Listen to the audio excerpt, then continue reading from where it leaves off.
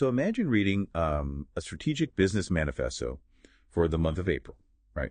And it treats things like World Malaria Day, the end of Ramadan, and International Jazz Day, not as, you know, PR stunts, but as actual critical components of its operating model. Yeah, I mean, it completely defies how we're taught to run companies. We usually put profit margins in one box, personal faith in another, and philanthropy in a totally different one. Right, exactly.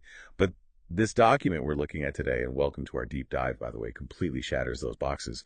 We're looking at the April Mandate by founder Orrie Karim. And our mission today is to unpack exactly how Karim takes her three distinct brands, so that's Shade Out Shame, Organized Minds, and Zoe Me, and just fuses business leadership with spiritual philosophy. Yeah, into one cohesive framework, which is wild. And the foundational blueprint actually hinges on a biblical text, right? Zechariah 6.13. Yes, exactly.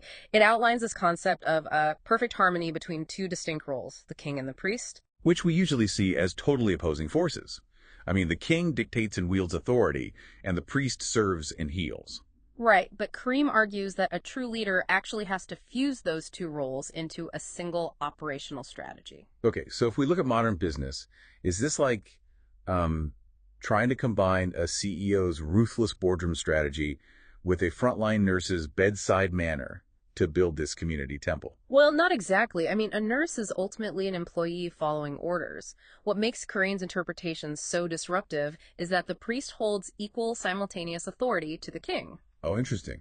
Yeah, she doesn't view her brands as just commercial entities churning out products. She literally calls them tools for reconstructive ministry. Reconstructive ministry. Wow. So they aren't just selling coaching services, they're actively rebuilding a person's sense of self-worth while, operating as a viable company. Exactly, and that explains the mechanism behind Pillar 1 of the mandate, which is entirely focused on internal healing and compassion. Right, like with her brand Organized Minds. Instead of just offering, generic time management tools, it provides very specific mental routines to dismantle the modern stress epidemic. Yeah, and you see that same reconstructive approach with Shade Out Shame during April's Sexual Assault Awareness Month.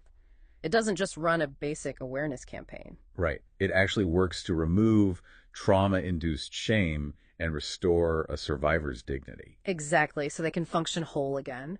And the approach to Autism Acceptance Month is just, it's beautiful. Oh, I love that part. It totally abandons traditional corporate diversity language. Karim describes every person as a temple built differently, possessing inherent divine value. It's such a shift. It moves the goal from simply accommodating someone to actually revering how their mind works. Yeah, but there's a strict causality at play here, right? You have to achieve that internal healing from Pillar 1 before you can even touch Pillar 2. Right, Pillar 2 being external stewardship. Because, you can't fix the community if the individual is broken. Which makes sense. But when we hit Pillar 2, I got to be honest, I start getting a little skeptical. Oh, really? How come? Well, the April calendar she maps out is insanely packed. You've got Earth Day, National Volunteer Month, Public Health Week, Library Week, even Animal Care and Control Week. It is a lot, yeah. How does any leader realistically address a dozen different causes without it just devolving into shallow box-checking PR?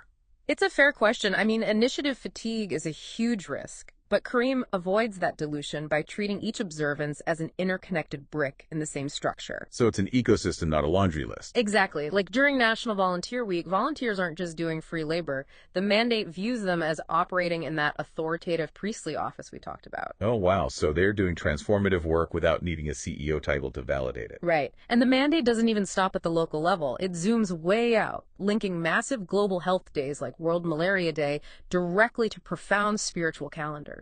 Yeah, looking at the calendar for April 2026, you have the Easter season running right alongside the end of Ramadan and Eid al-Fitr. Because Karim's framework dictates that you cannot separate the physical health of the globe from its spiritual discipline. And then she weaves in World Art Day and International Jazz Day, which I thought was so cool. Because creative joy is part of that same holistic health, right?